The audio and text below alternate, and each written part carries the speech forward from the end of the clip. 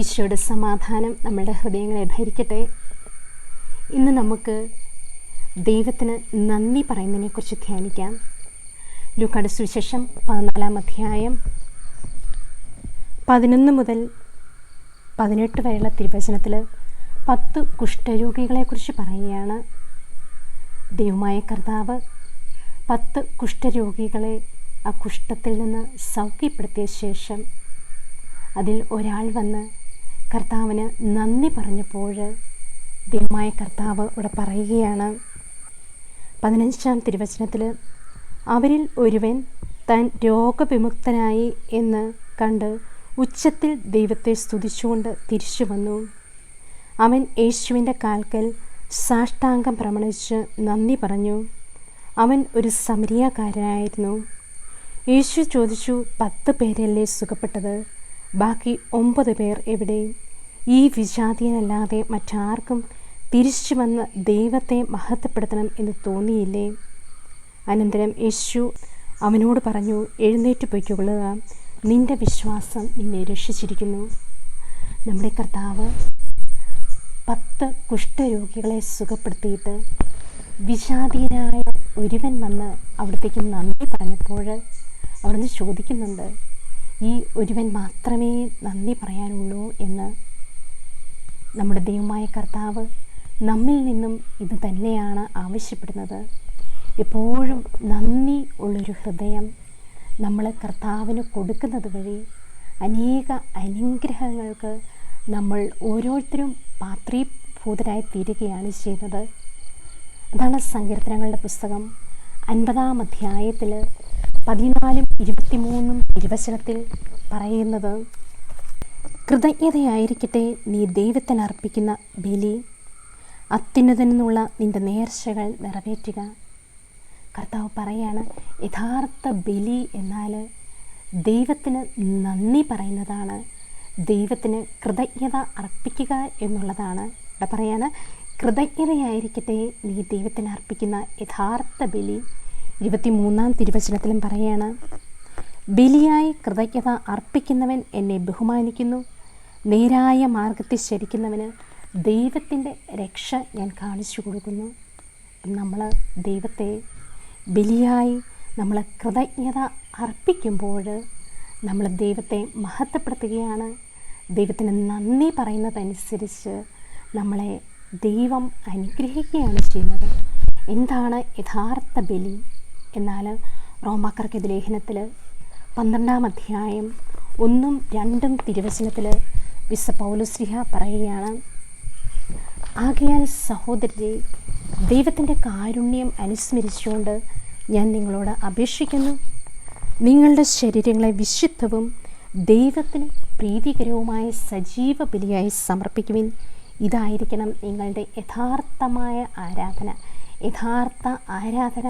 യഥാർത്ഥ ബലി എന്നാൽ നമ്മുടെ ശരീരങ്ങളെ വിശുദ്ധവും ദൈവത്തിന് സജീവമായി സമർപ്പിക്കുമ്പോൾ, വിശുദ്ധി പാലിക്കുമ്പോൾ നമുക്ക് സ്വർഗവുമായി ഒരു അവിവേദ്യമായ ബന്ധം അഥവാ ദൈവവുമായി ഒരു ആഴമായ ബന്ധം നമ്മളെ നിലനിൽക്കുന്നു. 2-ാം വചനത്തിൽ പറയാണ്, നിങ്ങൾ ഈ ലോകത്തിന് അനുരൂപരാകരുത്, പ്രത്യുത നിങ്ങളുടെ മനസ്സിൻ്റെ നവീകരണം വഴി രൂപാന്തരപ്പെടുവിൻ. ദൈവഹിതം എന്തെന്നും നല്ലതും പ്രീതിജനകവും പരിപൂർണമായതെന്തെന്നും വിവേചിച്ചറിയുവാൻ അപ്പോൾ നിങ്ങൾക്ക് സാധിക്കും.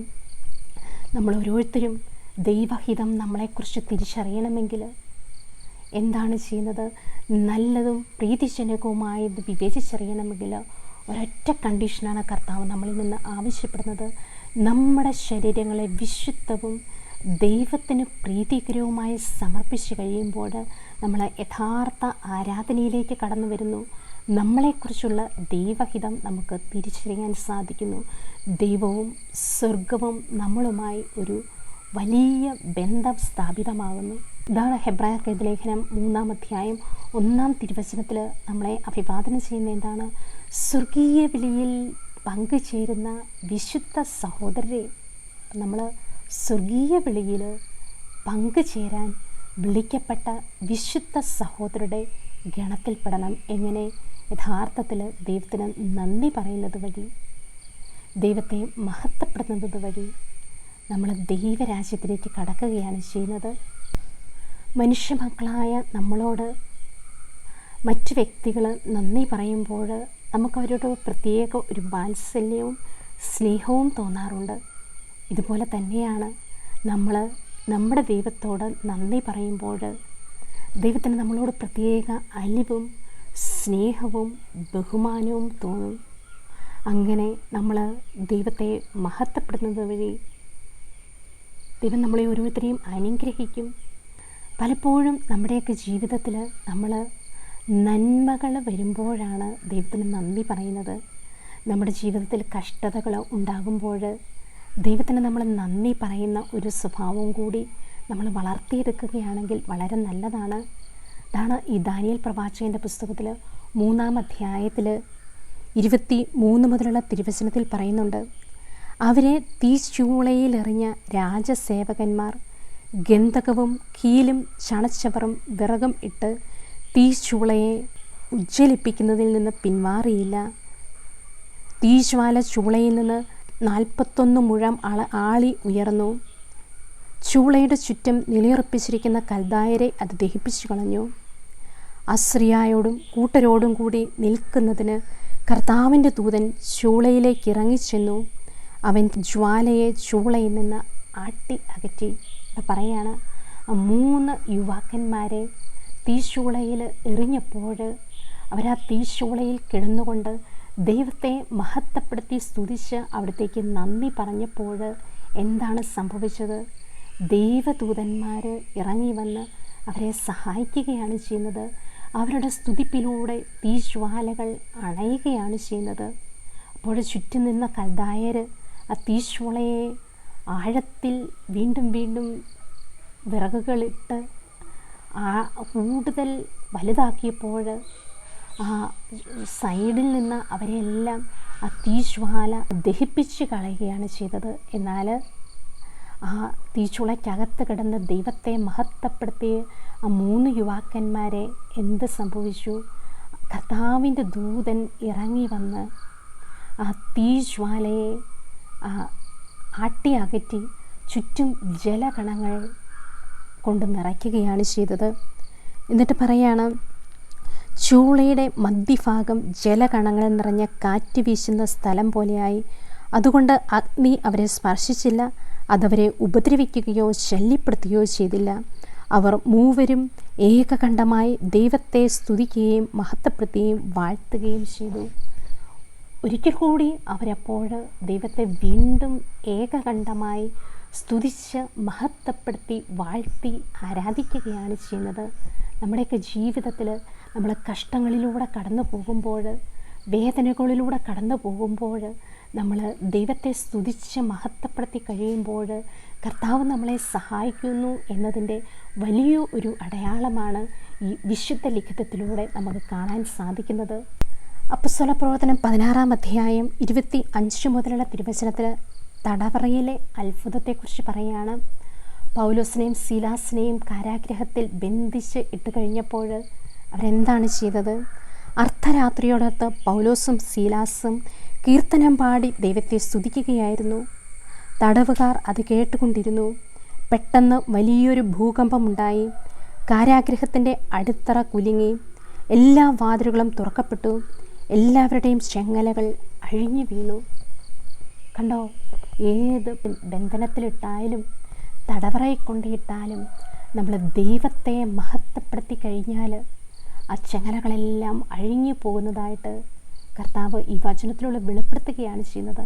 അതാണ് ദൈവവചനത്തിൻ്റെ ശക്തി, ദൈവസ്തുതിപ്പിൻ്റെ ശക്തി. അതാണ് നമ്മൾ കഷ്ടതകളുടെ കാലങ്ങളിൽ ദൈവത്തെ നമ്മൾ മഹത്വപ്പെടുത്തണം, ദൈവത്തിന് നന്ദി പറയണം. അതുവഴിയാണ് കർത്താവ് അവിടെ അത്ഭുതങ്ങൾ പ്രവർത്തിക്കുന്നത്. ഉൽപ്പത്തി പുസ്തകം 22-ാം അധ്യായത്തിൽ 1 മുതൽ 14 വരെയുള്ള തിരുവചനത്തിൽ നമ്മുടെ പൂർവ്വപിതാവായ അബ്രഹാം ഇസഹാക്കിനെ ബലിയഴിക്കാൻ പോകുന്ന സമയത്ത് അബ്രഹത്തിൻ്റെ ഹൃദയത്തിൽ മുഴുവൻ വേദനയാണ്. തൻ്റെ ഏകപുത്രനെ ബലിയർപ്പിക്കണം എന്ന് അറിയാം. പക്ഷേ അബ്രഹാം അത് ദൈവത്തിന് എല്ലാം സമർപ്പിച്ചുകൊണ്ട് കടന്നു പോയി കഴിഞ്ഞപ്പോൾ ആ കത്തി കയ്യിലെടുക്കുമ്പോഴും ദൈവത്തിന് നന്ദി പറഞ്ഞതുകൊണ്ട് ചെയ്തതുകൊണ്ടാണ്, ചെയ്യാൻ ശ്രമിച്ചപ്പോഴാണ് കർത്താവിൻ്റെ കൃപ അവിടെ പ്രവർത്തിക്കുന്നതും ദൈവം മഹത്വപ്പെടുന്നതും. അതുപോലെ തന്നെയാണ് നമ്മുടെയൊക്കെ ജീവിതത്തിൽ കഷ്ടപ്പാടുകൾ ഉണ്ടാകുമ്പോൾ നമ്മൾ കൂടുതൽ ദൈവത്തെ മഹത്വപ്പെടുത്തുന്ന ഒരു സ്വഭാവം നമ്മൾ വളർത്തിയെടുക്കണം. പരാതി പറയാതെ ദൈവസ്തുതിയാക്കി മാറ്റുമ്പോഴാണ് സാത്താൻ ലജ്ജിതനാകുന്നത്. ഹബക്കുക്ക് പ്രവാചകൻ 3-ാം അധ്യായം 16 മുതൽ 18 വരെയുള്ള തിരുവചനത്തിൽ, ഞാൻ കേട്ടു, എൻ്റെ ശരീരം വിറയ്ക്കുന്നു, മുഴക്കം കേട്ട് എൻ്റെ അധരങ്ങൾ ഭയന്ന് വിറയ്ക്കുന്നു, എൻ്റെ അസ്ഥികൾ ഉരുകി, എൻ്റെ കാലുകൾ പതറി.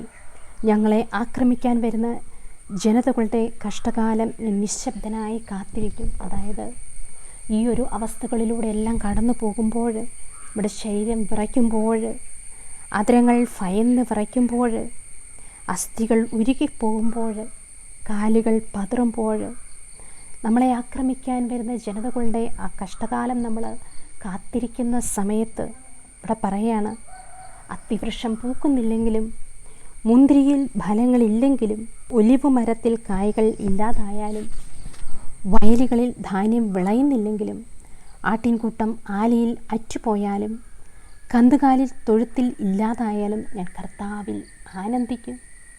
ഈ ഒരു അവസ്ഥയിലൂടെ എല്ലാം കടന്നു പോകുമ്പോൾ മനുഷ്യരായ നമ്മൾ പരാതി പറയാറുണ്ട്.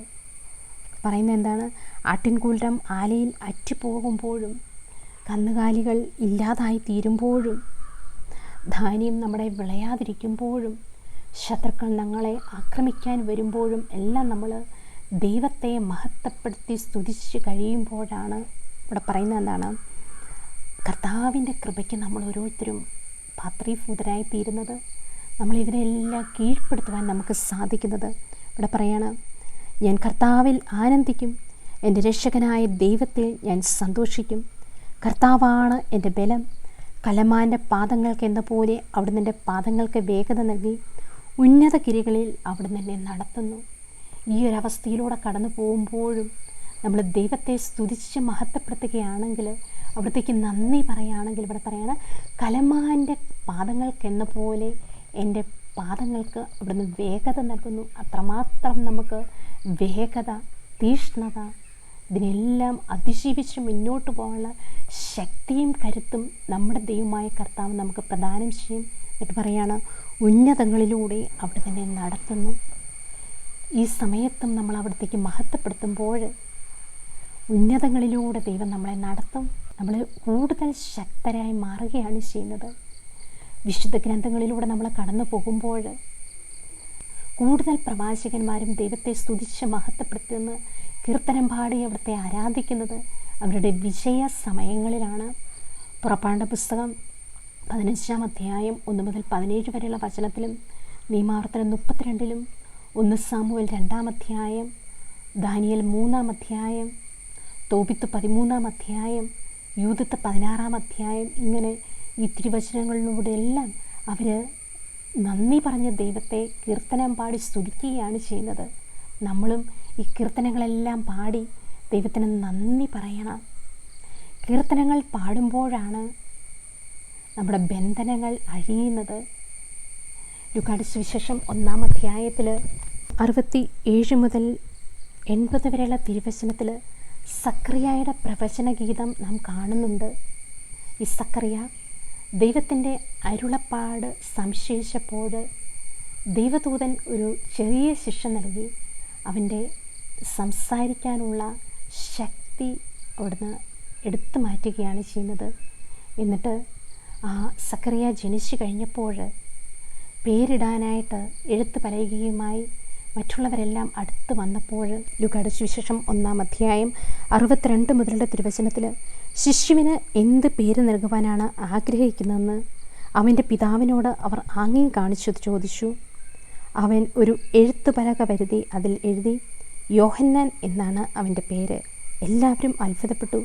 തൽക്ഷണം അവൻ്റെ വായ് തുറക്കപ്പെട്ടു.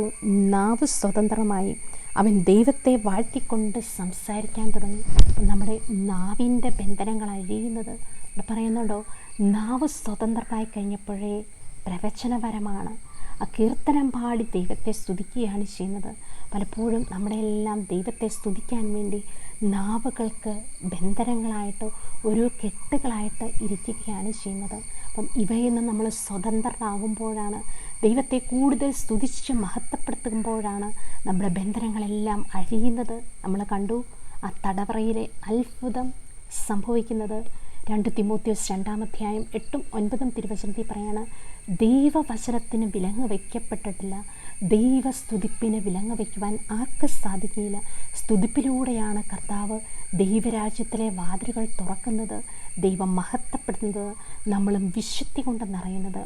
യെശയ്യാ പ്രവാചകൻ്റെ പുസ്തകം 6-ാം അധ്യായം 3 മുതൽ 8 വരെയുള്ള തിരുവചനത്തിൽ ആ ഉസിയ രാജാവ് മരിച്ച വർഷം യെശയ്യാ പ്രവാചകന് ഒത്തിരിയേറെ വേദനകളിലൂടെ ദേവാലയത്തിലേക്ക് എത്തിക്കഴിഞ്ഞപ്പോൾ സേറാഫുകൾ ദൈവത്തെ പരിശുദ്ധൻ പരിശുദ്ധൻ പരിശുദ്ധൻ എന്ന് പറഞ്ഞ് സ്തുതിച്ച് മഹത്വപ്പെടുത്തിയപ്പോൾ അവിടെ മുഴുവനും ദൈവത്തിൻ്റെ പരിശുദ്ധി കൊണ്ട് നിറയുന്നത് പോലെ നമ്മളും ദൈവത്തെ സ്തുതിച്ച് മഹത്വപ്പെടുത്തുമ്പോൾ ദൈവത്തിൻ്റെ പരിശുദ്ധി കൊണ്ട് നമ്മൾ നിറയുകയാണ്. നമ്മുടെ ബന്ധനങ്ങൾ അഴിയുകയാണ് ചെയ്യുന്നത്, ദൈവം മഹത്വപ്പെടുകയാണ് ചെയ്യുന്നത്, ദൈവരാജ്യം ഭൂമിയിൽ സ്ഥാപിതമാകുകയാണ് ചെയ്യുന്നത്. ഇസ്രയേലിന് ദൈവം നൽകിയ പ്രമാണവും ചട്ടവും എന്താണ്?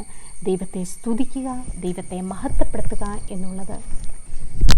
സങ്കീർത്തനങ്ങളുടെ പുസ്തകം 81-ാം അധ്യായം 1 മുതൽ 4 വരെയുള്ള തിരുവചനത്തിൽ, നമ്മുടെ ശക്തി കേന്ദ്രമായ ദൈവത്തെ ഉച്ചത്തിൽ പാടിപ്പുകഴ്ത്തുവിൻ, യാക്കോബിൻ്റെ ദൈവത്തിന് ആനന്ദത്തോടെ ആർപ്പ് വിളിക്കുവിൻ, തപ്പുകൊട്ടിയും കിന്നരും വീണയും ഇമ്പമായി മീട്ടിയും ഗാനമുതിർക്കുവിൻ, അമാവാസിയിലും നമ്മുടെ ഉത്സവദിനമായ പൗർണമിയിലും കാഹളമൂതുവിൻ.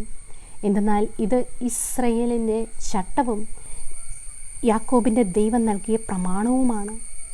അതുകൊണ്ട് ഇവിടെ പറയണത് എന്തെന്നാൽ അത് ഇസ്രയേലിലെ ചട്ടവും യാക്കോബിൻ്റെ ദൈവം നൽകിയ പ്രമാണവുമാണ്. എന്താണ് ചട്ടവും എന്താണ് നമ്മുടെ പ്രമാണവും എന്ന് പറഞ്ഞാൽ ദൈവത്തെ സ്തുതിച്ച് മഹത്വപ്പെടുത്തുക എന്നുള്ളതായിരുന്നു.